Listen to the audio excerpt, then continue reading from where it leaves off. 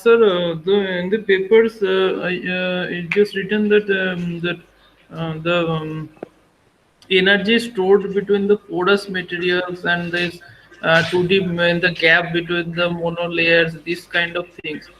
So, uh, okay, can you explain it?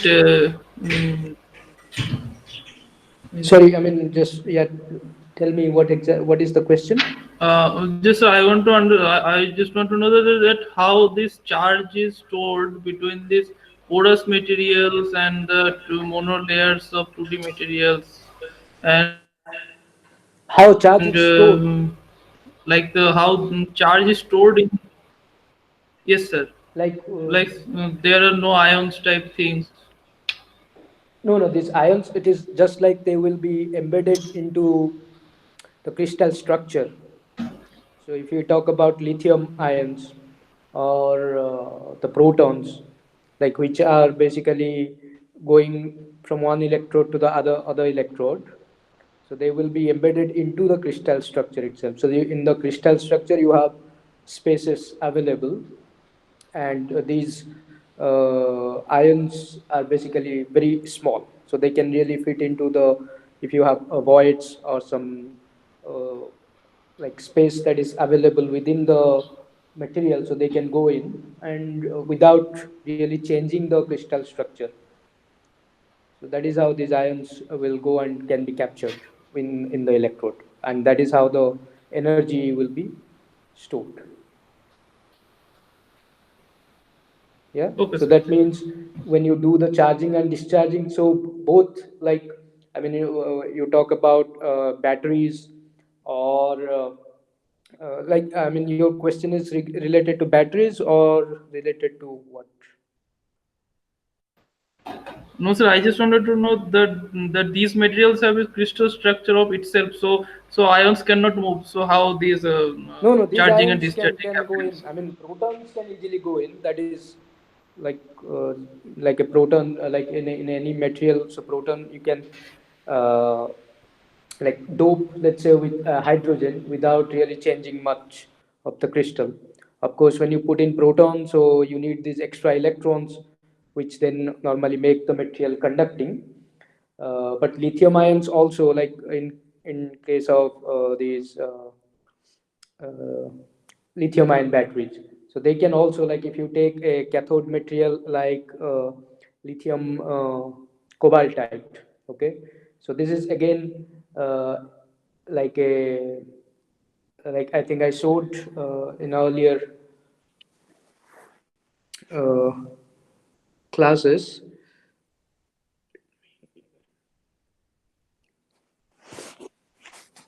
So this lithium ions.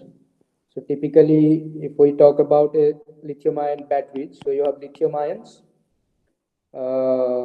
and so the electrode material is either it is a graphite or graphitic lithium, and you have this lithium cobaltite uh, structure. Okay, so this is, let's say, electrode, your cathode. So what you, the structure, crystal structure itself is, it's like a 2D. So this is your cobaltite structure will be like a 2D layered. So in the, so you have the space that is available where lithium ions can go in. Okay, and it will not change. So there is always, like, when you put in, there will be a little bit change in the volume. Okay, so this is always will be associated with a volume change, of course.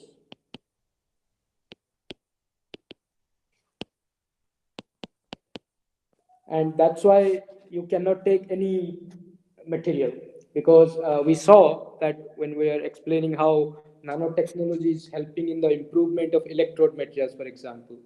So we saw, like, if we take graphite, graphitic lithium, so you can take one lithium will be coordinated with 6 carbon atoms. Okay, So graphite is also like a layered structure, right? So it is a 2D layer. In the third direction, it is a weak van der Waals interaction. Okay, so this is also a layered structure. So a honeycomb lattice you have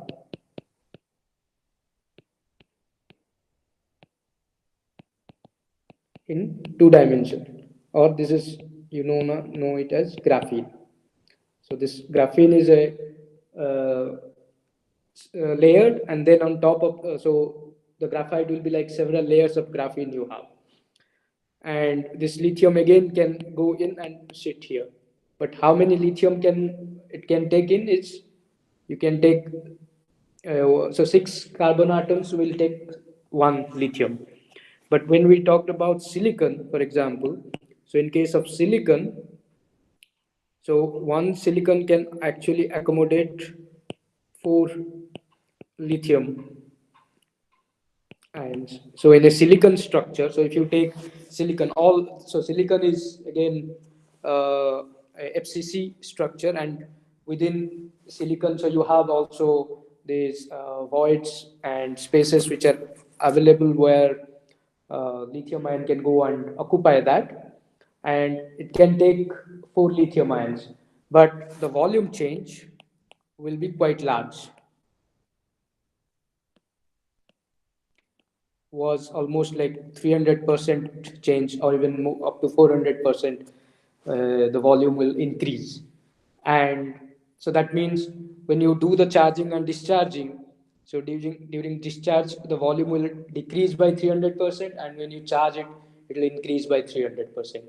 So that is, there is always a mechanical strain that these materials will experience, and that is why they will normally break. So therefore silicon is not a good choice, although it can capture more lithium in its structure.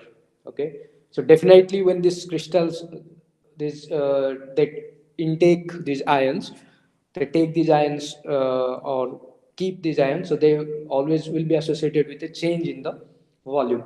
Of course the total, the crystal structure will not change.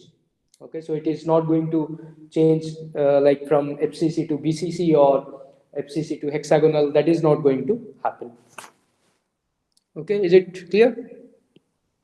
Yes, sir. Thank you. Okay, okay. Okay, so today, any other question before?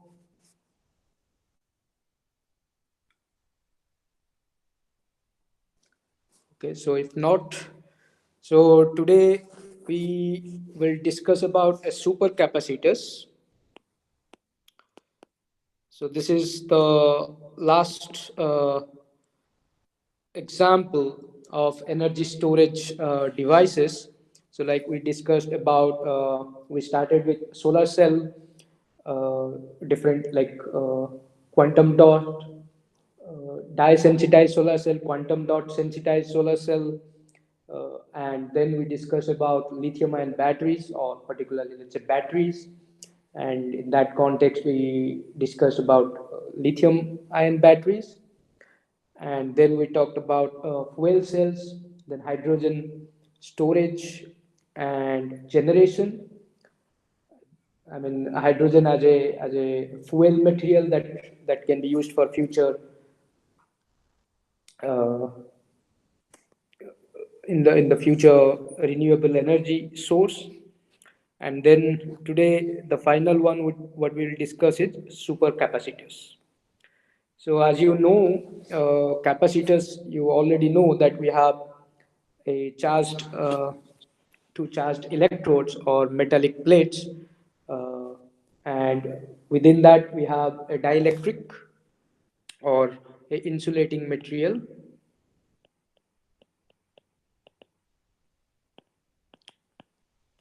So when you connect with the battery, so you collect charges on the. So this is an example of a parallel plate. So you have two parallel plates which are conducting, and on the parallel plates, so you will have charge, and that will create an electric field within the two electrodes or within the parallel plate, and that is what a capacitor looks like. And the charge that you can store will be equal to C into V. And what is the energy? So the energy stored in this capacitor is half CV square. Okay, so this is the energy stored in the capacitor, and this capacitance is normally you express as epsilon naught epsilon R A into D. So A is your area, surface area, and D is your the distance between the plates. So this is a electrostatic energy that is stored here in this capacitor. Okay, so if one asks you how you can increase the capacitance, so like if you want to increase the energy that is stored in a capacitor, so you can either increase the capacitance C, also the voltage V. So now the most likely, I mean both, if you increase both, the stored energy will of course increase. But now V depends on like a square. So that means if you can increase the voltage, that of course you can increase the stored energy. But from a materials perspective, so what you can do is you can increase the capacitance. Okay, and how you can increase the capacitance? If you increase this area A, the surface area A, if you increase that, so you will increase, and you can also decrease D, and you can also increase the capacitance. Of course, you can also change the dielectric constant or the relative permittivity of the material, and that way also you can increase the capacitance. And so these are the parameters which you have to increase the capacitance, and that's how you can increase the stored energy for the same voltage uh, that you have applied from your battery. So I mean, this concept, so capacitor as a storing energy storing device has been used. I mean, in electronics, so you must have seen lots of capacitors are used. But what is a supercapacitor? So supercapacitor is based on a similar principle. It is pretty much behaves like a capacitor, but the working principle is a little different. So what you have in a supercapacitor is basically, it is actually looks very similar to an electrochemical cell or a battery in that sense. But here the storing of energy is based on electrostatic energy. So uh, it is not like a chemical energy that is stored here.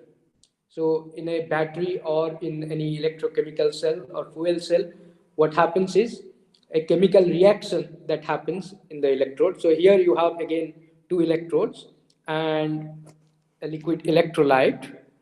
Okay, and also there is a separator as well. So here is your separator. Okay, so what you do is when you apply this voltage, a battery is connected.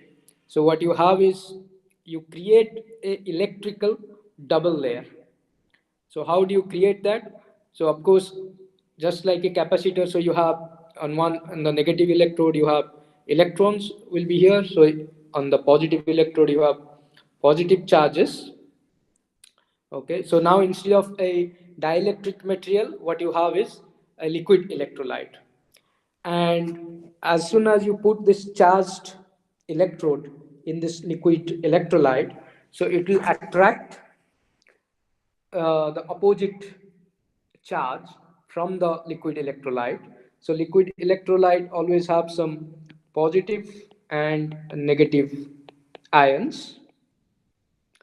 So these positive and negative ions, so positive ions will be attracted to the negative electrode, and the negative ions will be attracted to the positive electrode. And this layer, so this is this positive and negative, this layer is known as a double layer. So this is an electric double layer.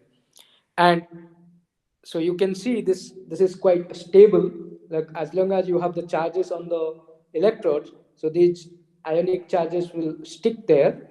Okay, and this creates a very effective capacitor. So it has a really big capacitance. And why?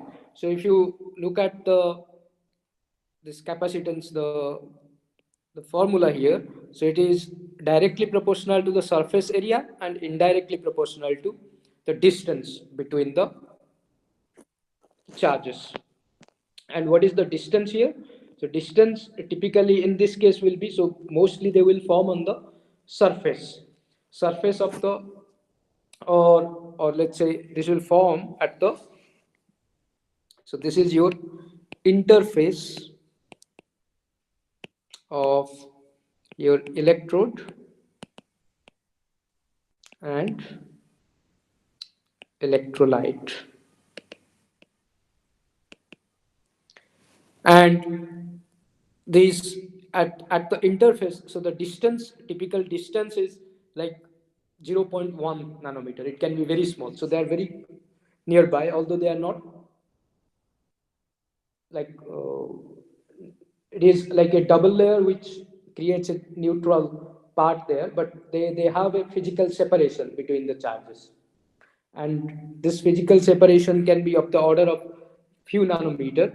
And so you can imagine that this capacitance can shoot up immediately at the double layer. And this is the concept of this super capacitors. And basically it is based on this electrical double layer. So this is actually called as an electrical double layer capacitor, or EDLC for its short form. I mean, this is the first supercapacitor that was, or the concept that was designed almost in 1950s or 1960s. It was used. So this kind of device, it can store a lot of electrostatic energy. And what are the advantages? Okay, so before we go into the advantages, so we just look at the different types of the capacitors that actually exist right now. So if you look at the types, so on the top you see the types of supercapacitors. So we will talk about these types just in a little bit. Uh, so the first one is this electric double layer capacitor, EDLC, which basically most of the supercapacitors are based on this double layer, creation of a double layer concept. And then there is a pseudo capacitors, then a hybrid capacitor. So hybrid is basically a mixture of your this EDLC, electric double layer capacitor, and pseudo capacitors. That is a hybrid capacitor. And if you look at what are the electrode materials that are used here, so for this electric double layer capacitors, so if you want to create this double layer, so what kind of electrode materials are used? Normally, the in the beginning it was this carbon materials were used, porous carbon materials. But nowadays, normally you will see activated carbon or carbon nanotubes, graphene. So these are really good electrode materials for this EDLC, these supercapacitors. On the other hand, if you look at pseudocapacitors, so normally what is used is a conducting polymer or metal oxide. So you don't really use the carbon waste materials, but you use conducting polymers or metal oxide. So we'll discuss it in detail after a little bit. Okay.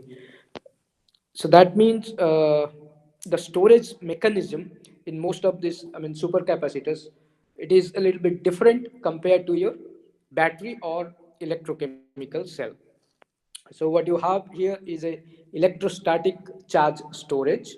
So that means there is really no chemistry that is involved at the electrode material. So electrode material is the active material where energy is stored, but there is no oxidation or reduction that is taking place at the electrode. Okay, so it is just purely acting as a to charge the storage, and the capacitance is due to the creation of the double layer. Yes. Sir, can you explain the pseudo capacitors? Why they are called pseudo?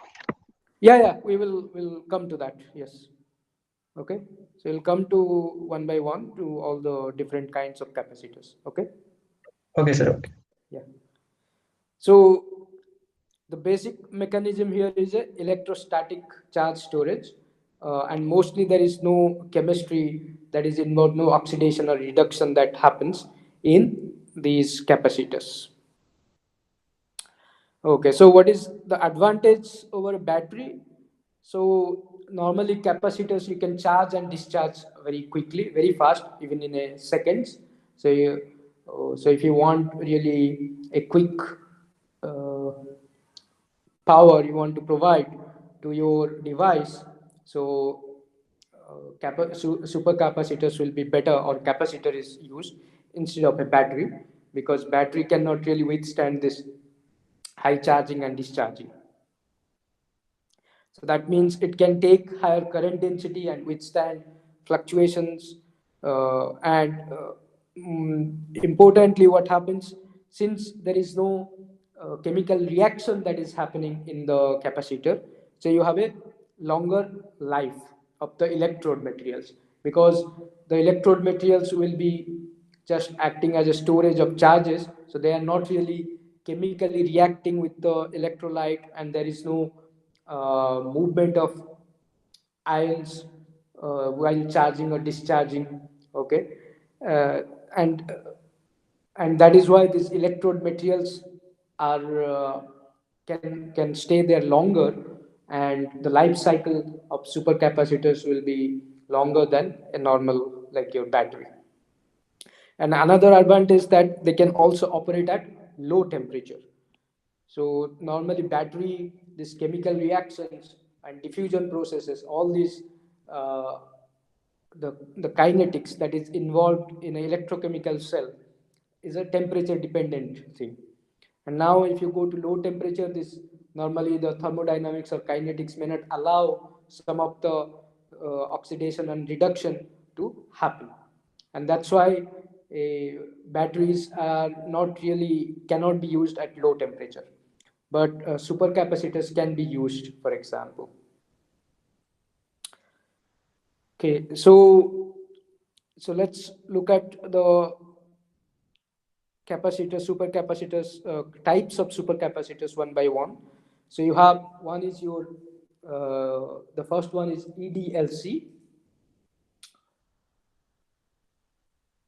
Okay, so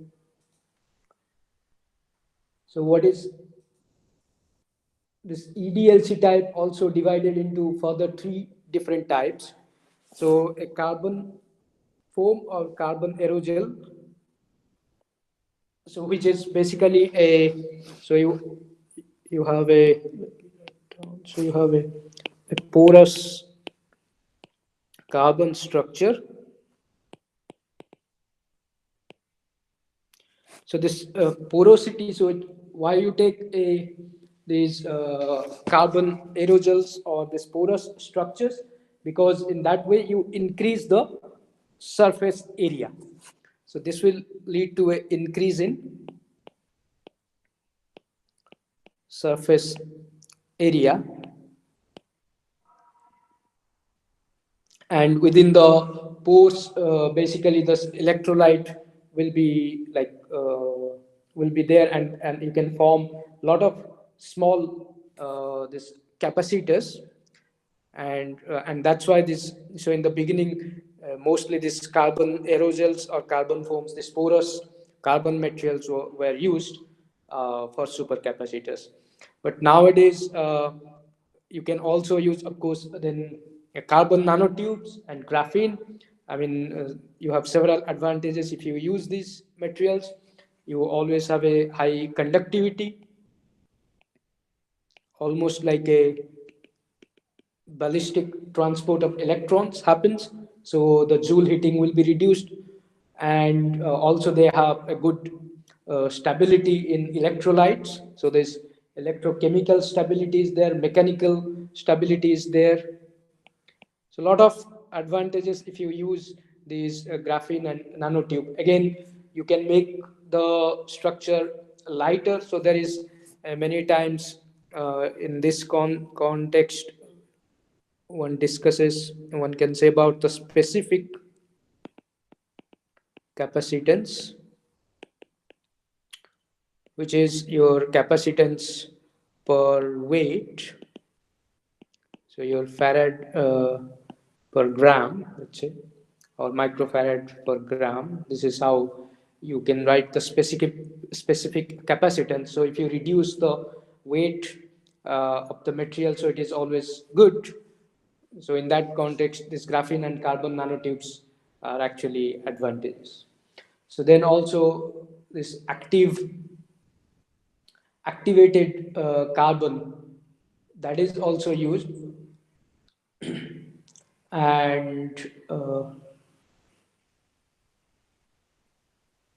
I mean, each of these electrode materials have some advantages and some disadvantages, but depending on your application. So these are possible materials, carbon materials that are normally used in for this supercapacitors. Okay.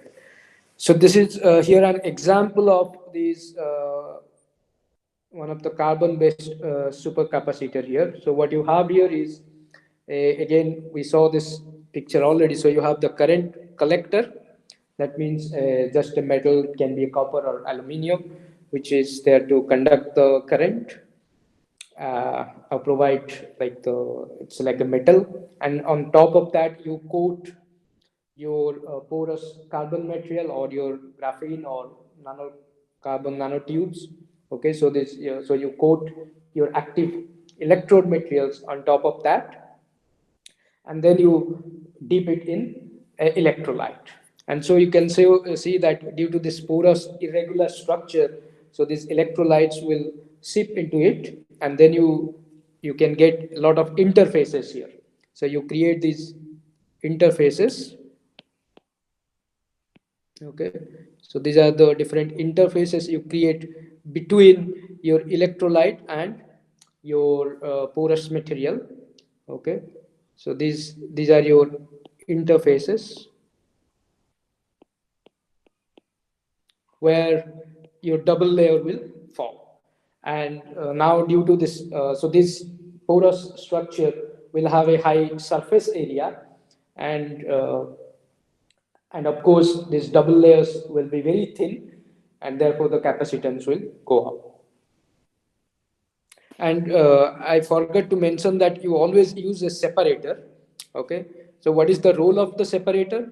This separator will basically is acting like a insulator between your both electrodes, positive and negative electrode. Otherwise, I mean, if there is no separator, and if these electrodes they connect each other directly, so basically it will not work as it is intended. So you need always a separator, which can be a very like a thin paper or some membrane that is used. But the quality should be that it should have a good ionic conductivity. So if the ions want to flow, so the positive ions will flow to the negative electrode, and the negative ions will flow to the positive electrode, and therefore they should be allowed to do that. And this separator actually allows itself the flow of ions, but it is an electrical insulators. So electrons will so it is Yes, so it is like a electrical insulator.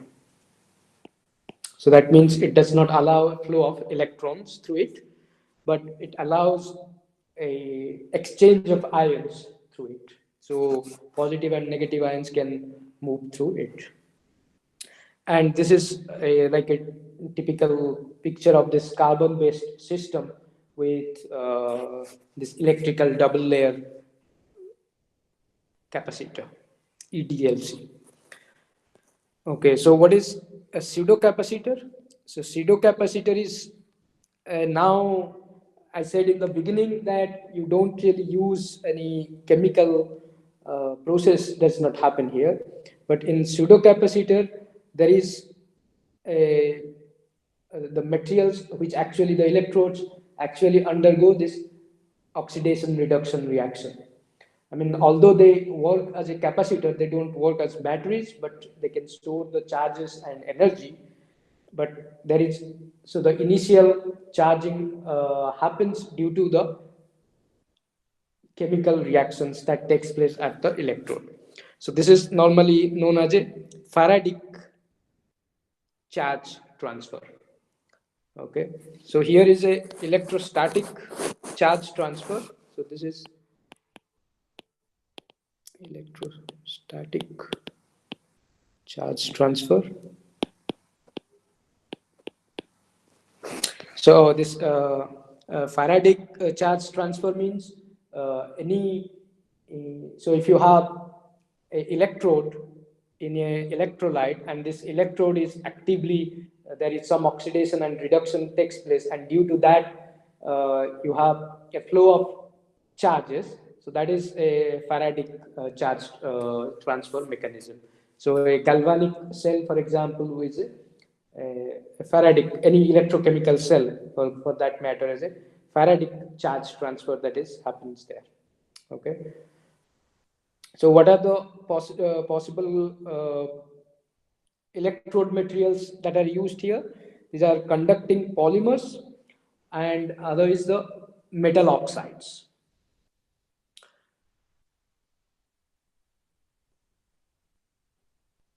So conducting polymers, again, they are used because of their high conductivity and moreover they are cheaper than the carbon-based materials. So that's why this conducting polymers are used, and of course they are quite flexible. So you can make them like in any shape. You can create this design and typically this conducting polymers are polypyrrole. Okay, so these are some composites or polymers that are used which are conducting in nature. Okay, and so on.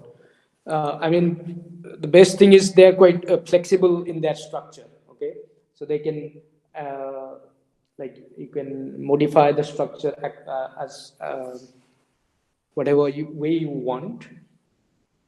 But the disadvantage is sometimes they can be actually chemically active, they become, and then that will reduce the life cycle of your device, energy storage device. And what is this metal oxide based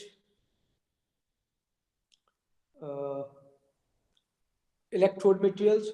So this is like one of the metal oxide. So these are can be a transition metal oxide, but what is actually used or the best so far what was found is ruthenium oxide. This ruthenium oxide is so far has been the best electrode material that can be used in the pseudo capacitors. But another problem with this metal oxide is this ruthenium oxide is it is expensive again. So it is still in the research phase that are actually used. So you don't really use it for industrial scale because it is very expensive. And then people try to replace it with other uh, oxides like manganese dioxide or cobalt or iron 304. Okay, so these are different. Even people also are using zinc oxide as well. So in place of this, so this metal oxides can be used as a alternative electrode materials in this pseudocapacitors. However, it is still, I mean, the best so far in terms of the capacitance or specific capacitance is shown by this ruthenium dioxide, but other oxides are really poor in their performance so far. But this is another way of using electrode material in these capacitors.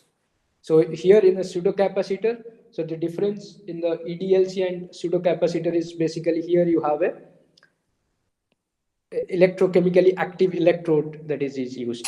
So that means you have some kind of oxidation and reduction of the metal of the of electrode takes place. Okay, so similar to a battery.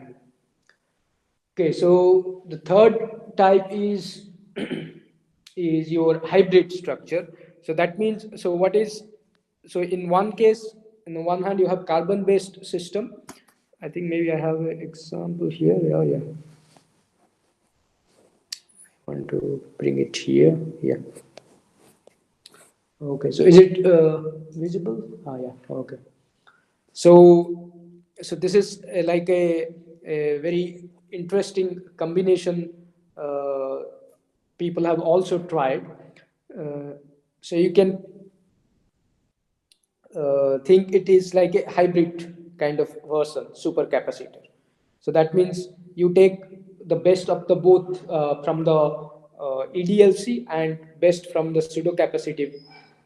So these are like two extremes. Okay, so one is based on purely electrostatic in nature, one is electrochemical in nature.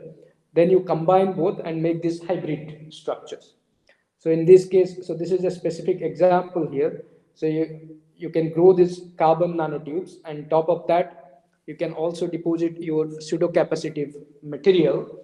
So it is like your, so you can make nanoparticles of your metal oxide. Most likely you can make these nanoparticles and then coat it on your carbon nanotubes.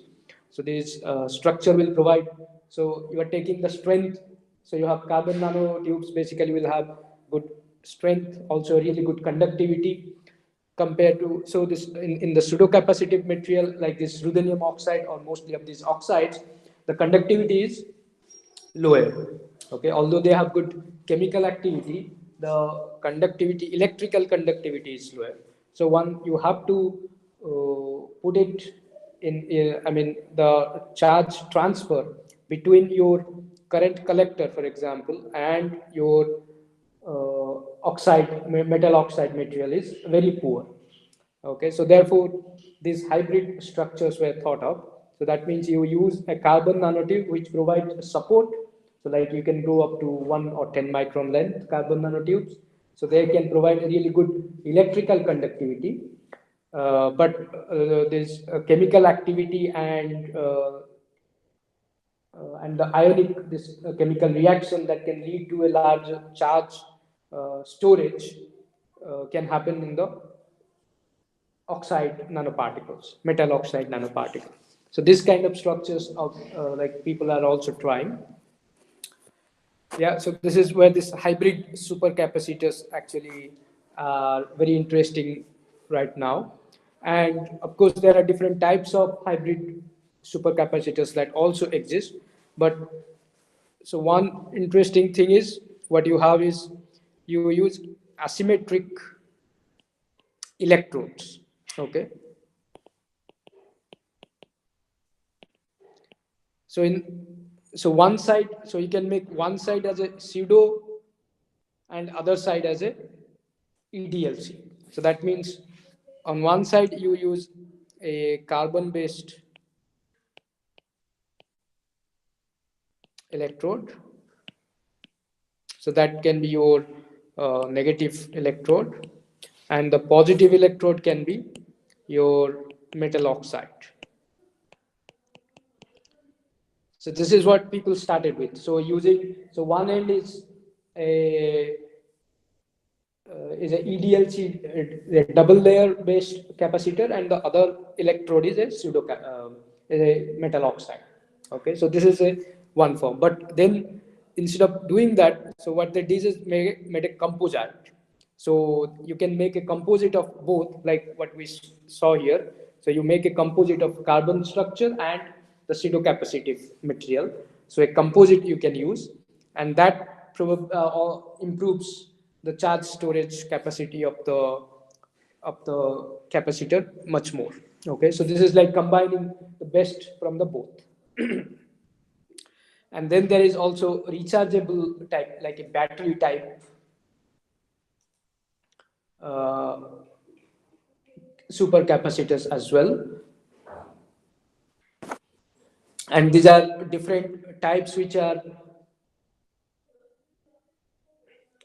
and basically the idea is you can make again some composite structure, and you can use probably uh, like use these in the context, like you can incorporate with batteries as well. So because nowadays these energy storage devices are not, like, you don't use it in a isolated form.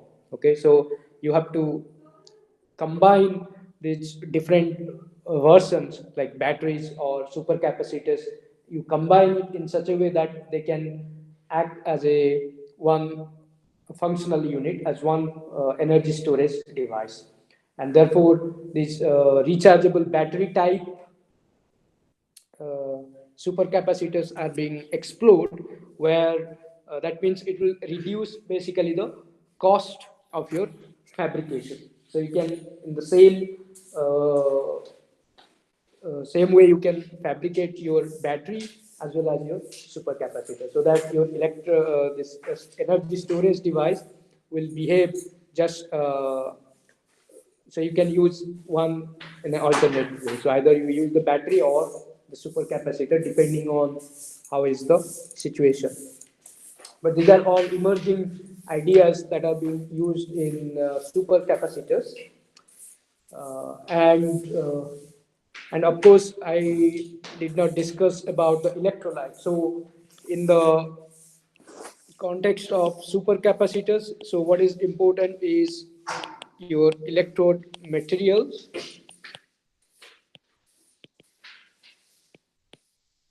It should have a high surface area, and that is where you want to take the porous and nanostructures. Okay, so you can even like discuss in this context, one can also discuss like how nanostructuring and different morphology can also help to increase the surface area. And then also you create, so you want to have electrode materials which is electrochemically stable,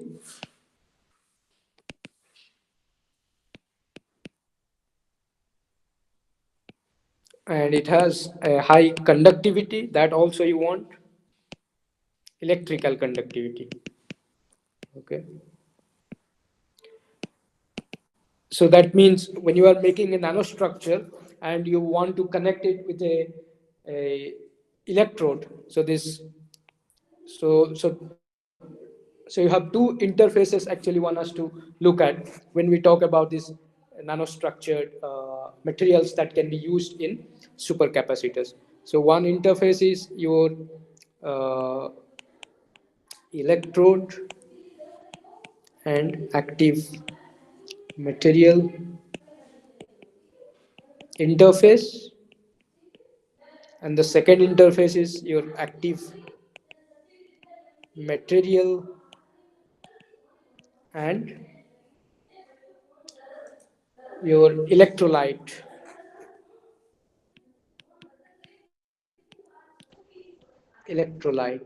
interface. So both these interfaces have to be designed and fabricated properly. So that so why you need a good interface here, active material and the electrolyte, so that the double layer formation. So you get a double layer, which is your electric double layer. So that is the ions that form this double layer. So that can happen. So you need you create a morphology, a nanostructure where you can create a larger surface area, as well as this double layer will be stable, so it should not break that easily if there is any fluctuations or anything. And then you also want a good charge transfer or electrons transfer between your electrode and active material, and there this interface has to be also really good, so that the this electrons, they can move quite easily between your electrode and your active material. Otherwise you will not get any really charge storage. Okay, so you cannot really store charges on the active material itself. And in that context, all these developments that is happening, what we saw, so in the beginning, uh, people were focused only on this EDLC kind of capacitors, where mostly carbon based materials were used as electrodes. But carbon, although it is like good conductivity and mechanical strength and so on, but the charge storing capacity, or the specific capacity, the charge stored per unit weight, was very small. On the other hand, when we discuss about this pseudocapacitors, where we are using metal oxides, for example, so there you can store more charges per weight, but they are not good conductors, okay, electrical conductors, and also the cost is another factor there. So therefore people are more now trying to have these hybrid systems, where you can take the best from the both world and combine it, make composites or hybrid structures, which work better and has a better energy storage or specific energy, or the energy. So that means the higher specific capacitance and therefore higher specific energy.